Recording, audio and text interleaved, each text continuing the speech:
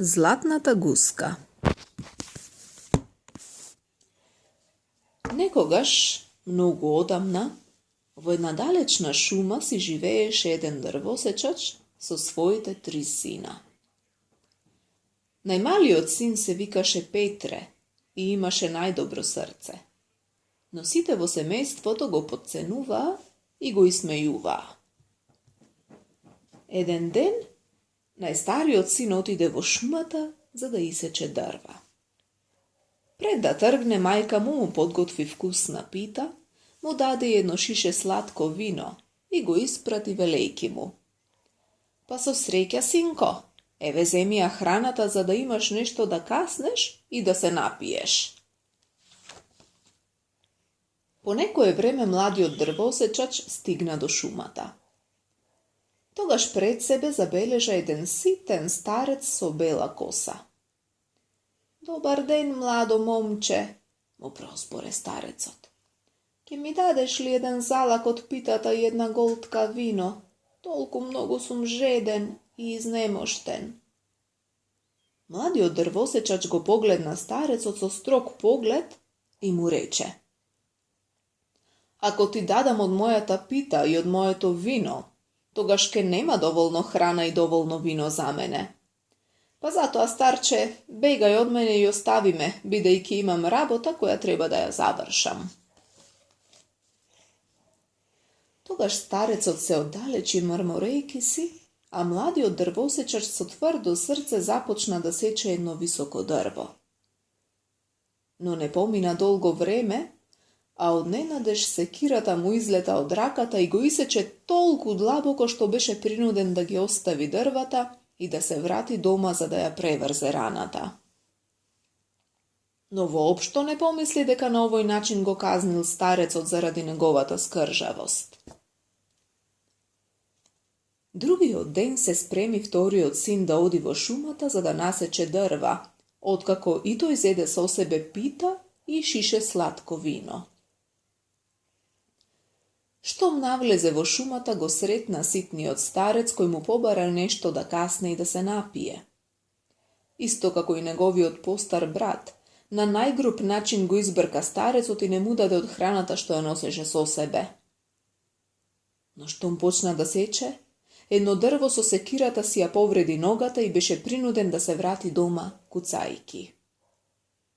Ниту тој не разбра дека тоа беше казна за неговото лошо однесување.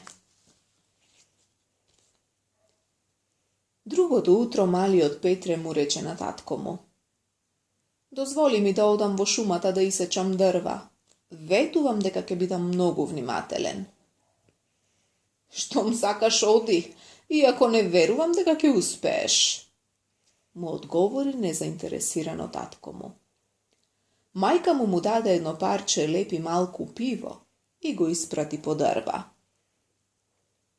Штом Петре навлезе во шумата, се појави пред него старецот и му рече: "Ке ми дадеш ли нешто да каснам и да се напијам?" "Имам само лепи пиво," му одговори Петре. "Дојди да ги поделиме." Штом седнаа да јадат, Петре одеднаш здогледа како лебот и пивото се претвориле во вкусна пита и сладко вино. Откако добро се најадоа и напија, старчето, насмевнувајки му се, му рече: "Имаш златно срце. Заради тоа ќе ти дадам еден златен совет. Во средината на шумата има едно многу старо дрво. Оди таму, исечи го и во неговите корења ќе најдеш нешто што ќе ти го промени животот." Ова го кажа ситното старче и исчезна. Кога Петре го пронајде дрвото и го исече, не можеше да им поверува на своите очи. Во корењата седеше една гуска целата во златни пердуви. Петре внимателно ја подигна златната гуска во своите прегратки и ја зеде со себе. Одеше, се додека не дојде до едно преноќиште, каде остана да преспие.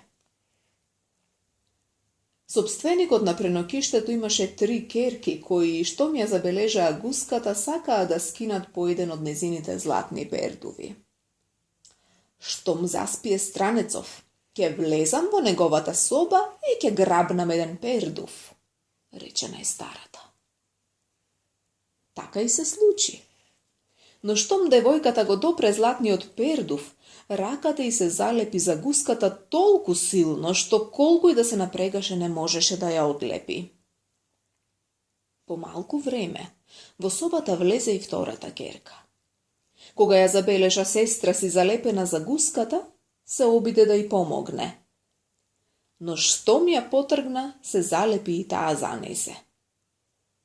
Не помина многу време и третата сестра се појави на вратата. Внимавај, остани далеку од нас! И викнаа сестрите, но веќе беше доцна. Таа веќе ги допре и се залепи за нив. Така и трите сестри беа принудени да ја поминат ноќта залепени една за друга, допрени до златната гуска.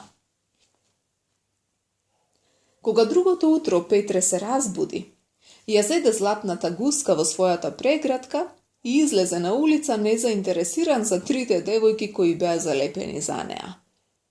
Така тие беа принудени да трчаат зад него. Ту право, ту десно, ту лево, следејќи го без застанување.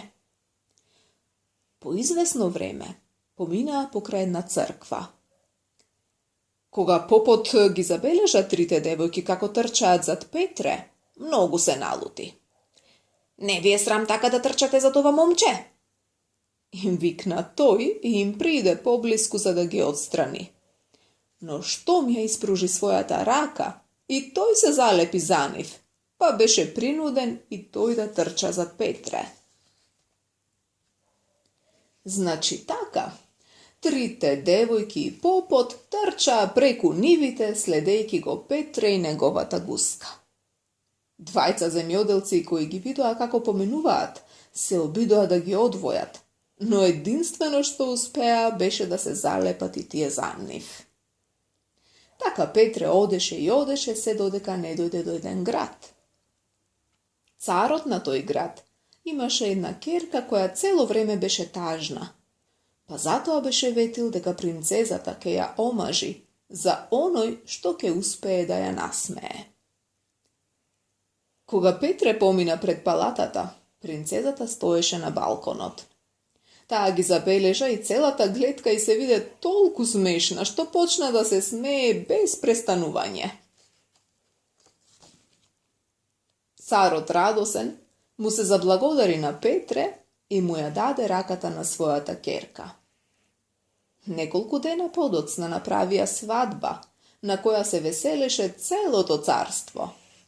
Кога по многу години царот почина, Петре седна на престолот и царуваше со мудрост и правдина. Но никогаш не го заборави белокосиот старец од шумата, затоа што нему му ја должеше својата добра среќа.